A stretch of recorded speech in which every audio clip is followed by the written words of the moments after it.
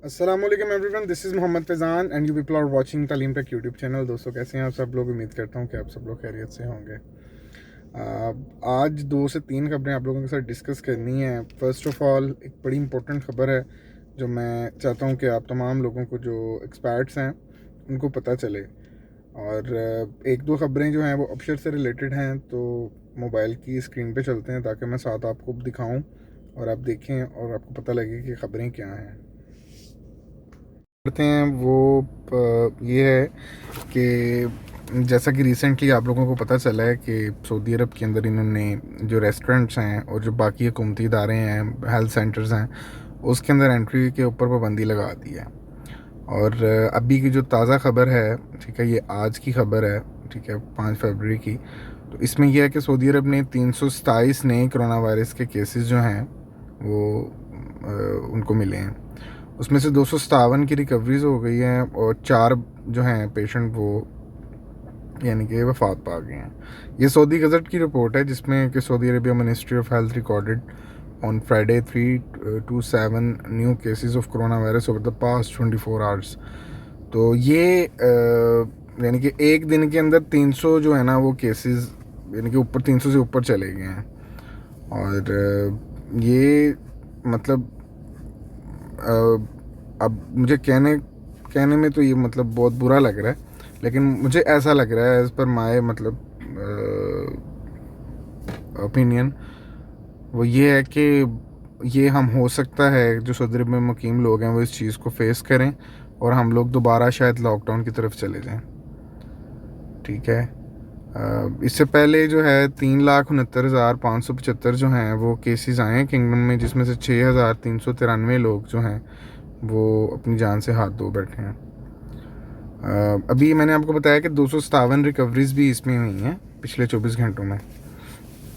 और ये तादाद जो है उसके बाद जो है 3,60,954 तक जहाँ पहुँची थी, जिससे लोग रिकवर कर गए हैं। 3,60,954 यानी कि लोग जो वायरस से रिकवरी कर गए हैं। रियाद रीजन के अंदर जो है हाईएस्ट नंबर ऑफ़ इन्फेक्शन के जो केसेस हैं वो 134 रिकॉर्ड हुए हैं।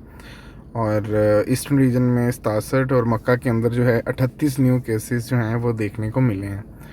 और बाकी जो केसेस हैं वो दूसरे यानी कि सेक्टर्स दूसरे इलाकों के अंदर देखने को मिले हैं।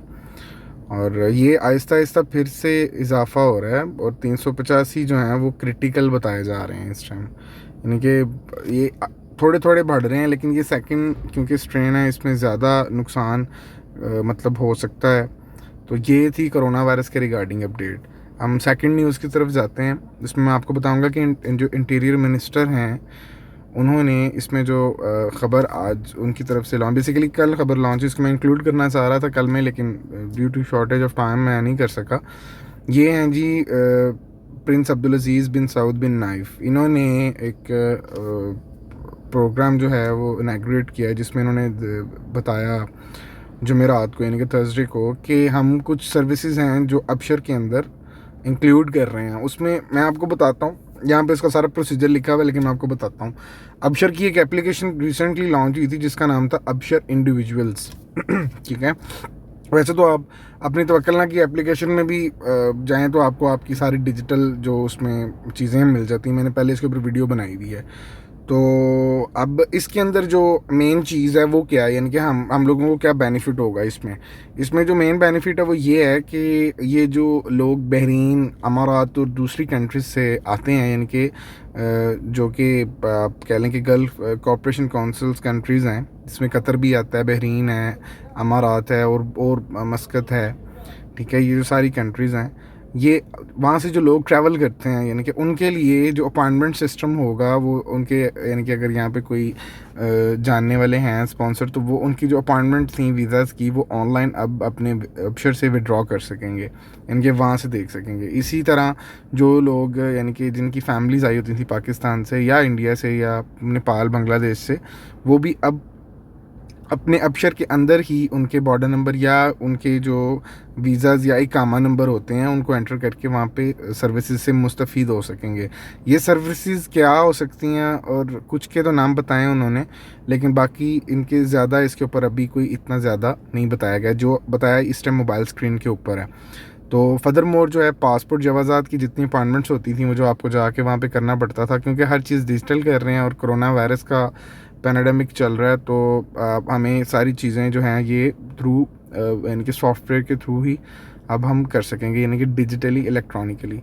तो ये 2 ख़बरें थी जो मैंने आप लोगों के साथ शेयर की हैं और मुझे उम्मीद है कि आपको ये मुफ़ीद साबित हुई होंगी आपके लिए। तो बाकी जो नेक्स्ट जो है, तो गाइज़ ये वो तमाम ख़बरें थी जो मैंने आप लोगों के साथ शेयर की हैं। तो बाकी जो नेक्स्ट जो भी कुछ तरह की अपडेट न्यूज़ आती है तो मैं उसके हवाले से आप लोगों को बताऊँगा इंशाल्लाह। तब तक के लिए मुझे इजाज़त दे दें। अल्लाह निगहबान, पाकिस्तान ज़िंदाबाद, पाइंदाबाद एंड गुड बाय।